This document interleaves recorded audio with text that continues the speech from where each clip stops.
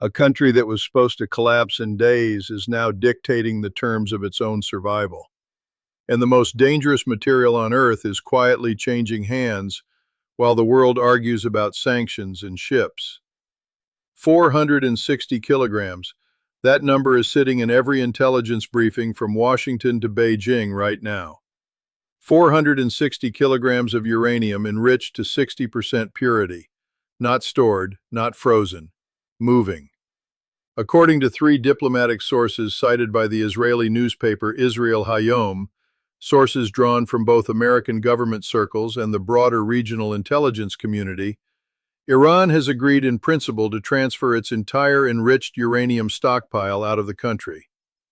Now, before you process that, understand what 60% means. The threshold for a nuclear weapon is 90%, and the gap between 60 and 90, people get this wrong constantly, does not take years. It does not take months. Under the right conditions, nuclear scientists will tell you it takes weeks. The material Iran is preparing to hand over is, in practical terms, one engineering sprint away from arming 11 nuclear warheads. 11. Read that number again. And Iran is handing all of it over right now. But here is the detail that should be keeping every intelligence director in the world awake tonight. Nobody knows who is receiving it. That is not a rhetorical flourish. The diplomatic sources who confirmed this transfer cannot agree on the recipient. Multiple names are circulating, multiple candidates, and each one of those candidates, if they end up holding this material, rewrites the global equation in a completely different way. This is not a non-proliferation gesture. This is near weapons-grade uranium being repositioned in the middle of an active war, and whoever ends up holding it walks away with the most powerful piece of strategic leverage on the planet right now.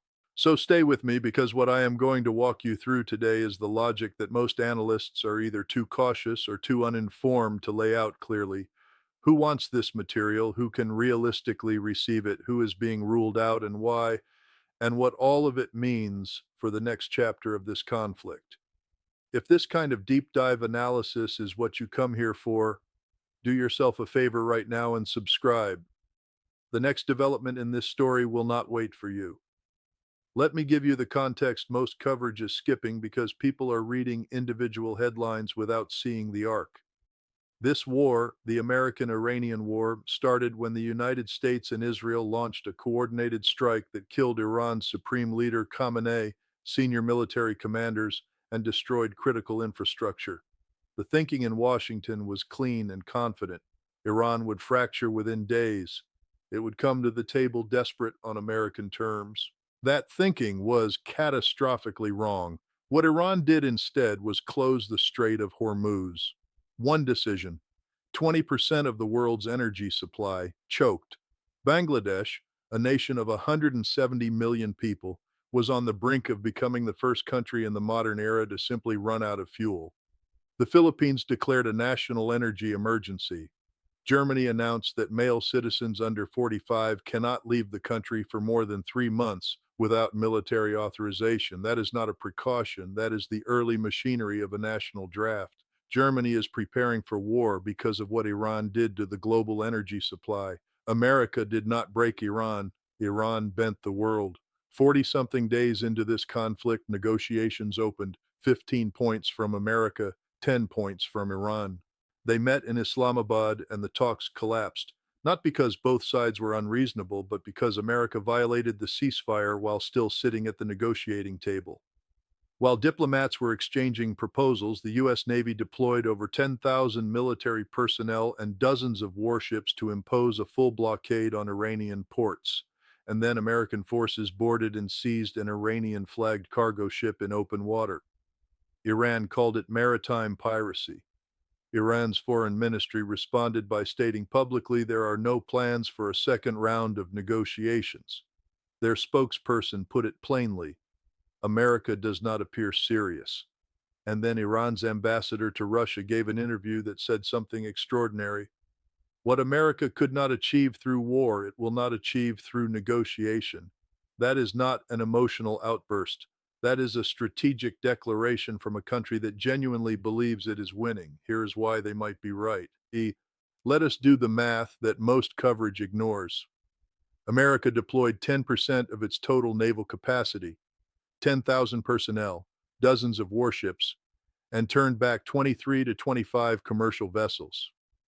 Iran, meanwhile, laid naval mines creating a hazard zone of nearly 1,400 square kilometers across the Strait of Hormuz, cost a few $1 million. To clear those mines, America had to send Arleigh Burke-class destroyers, ships worth over $2 billion each, through that danger zone.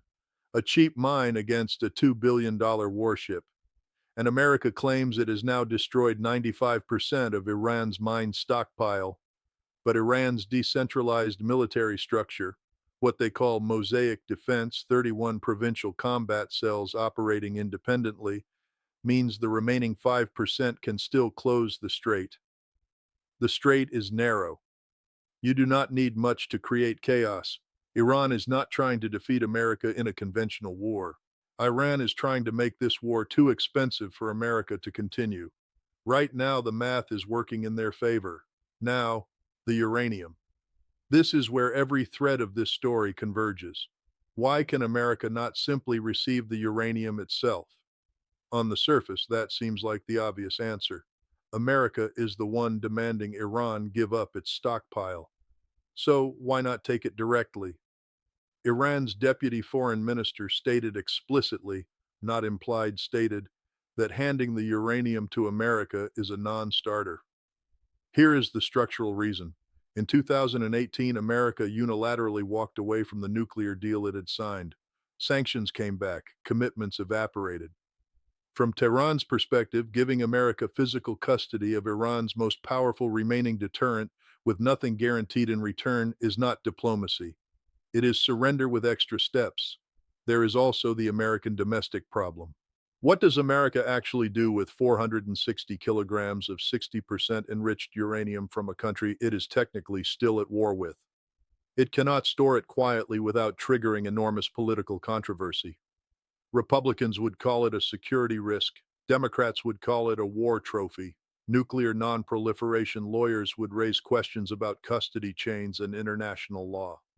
The regulatory infrastructure for accepting this kind of material from a hostile state does not cleanly exist. You would need congressional authorization, new legal frameworks, international cover from the Security Council, all of it while Marines are still boarding Iranian ships. And politically inside Iran, this is the layer most analysts miss. Handing uranium directly to Washington is not a concession. It is a national humiliation of historic scale. It is the image of Iran surrendering its most powerful asset to the country that killed its leader, bombed its cities, and is blockading its ports. Iran's parliament speaker called America's terms surrender conditions, not peace terms. Any Iranian leader who signs off on a direct transfer to Washington has signed their own political death warrant at home. But transfer to Russia? That is an entirely different story. Russia has been quietly positioning for this role for months. Moscow's foreign minister has acknowledged providing military support to Iran during this conflict. Russian state media reported shared intelligence, drone tactics, satellite imagery. Rosatom, Russia's nuclear energy agency, already manages Iran's civilian nuclear infrastructure, the Bushehr plant, technical personnel on the ground during active bombing runs. Russia has the logistics, the expertise, the existing relationship, and critically, the political legitimacy from Iran's perspective to be a trusted custodian. And here is what Russia gets out of it. If Moscow becomes the holder of Iran's uranium, no final resolution of this conflict happens without Russia's agreement. No verification process proceeds without Rosatom's cooperation.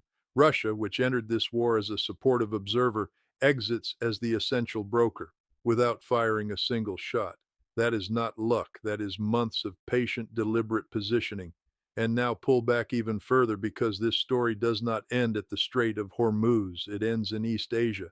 Because of this energy crisis, Japan and South Korea are being pushed toward decisions that were unthinkable just a few years ago. Polling shows that more than 3/4 of South Koreans now support developing their own nuclear weapons capability. Fewer than half believe America would actually use nuclear weapons to defend them if attacked.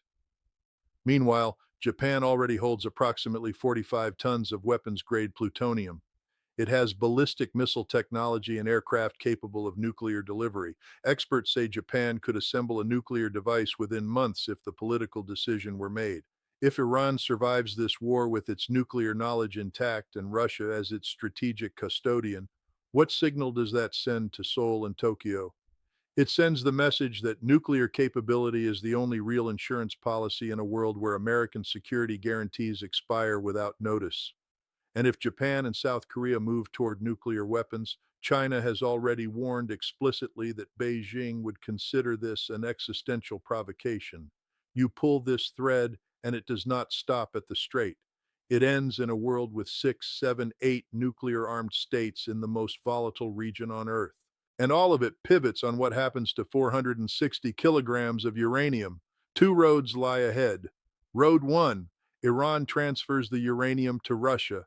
A deal framework holds. America accepts a partial win. It can sell politically. The strait reopens. But Russia cements itself as an indispensable global power broker. Iran retains its nuclear scientists, its centrifuges, its institutional knowledge, everything except the physical stockpile, and America pays an enormous cost for an outcome that does not actually solve the problem it went to war to solve. Road 2: Negotiations collapse entirely. Iran uses the ship seizure as justification to walk away. America escalates. Iran responds with everything it has, and once you start targeting power plants, water systems, universities, the infrastructure that keeps populations alive, there is no obvious stopping point. Both sides retaliate. The escalation ladder has no landing. Here is the structural trap underneath both roads. The political systems of both the United States and Iran have, in a real sense, lost control over the momentum of their own conflict. Iran's mosaic defense was deliberately designed so that no central leadership can unilaterally call off the fight. Even if Iran's political leadership wanted a ceasefire tomorrow, the IRGC units in all 31 provinces are not necessarily listening. The system was built that way. It is a dead man's switch. Surrender is structurally impossible. And on the American side, when a failed operation gets repackaged as a success and the decision makers believe it, genuinely believe it, you have a command structure disconnected from operational reality. That is not a political critique.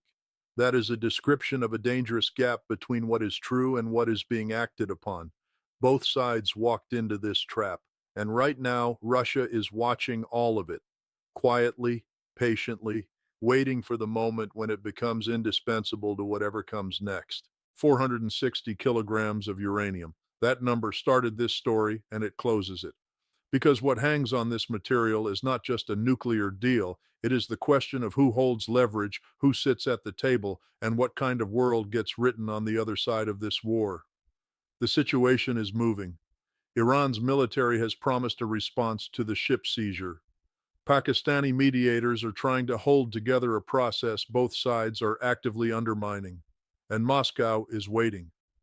Comment the word Moscow if you believe Iran ultimately transfers to Russia, and this transaction reshapes the global order in ways we cannot fully predict yet. Comment Hormuz if you believe negotiations collapse entirely and this war escalates beyond what any of the major players actually want, but none of them know how to stop. I read every comment. Tell me where you think this is going.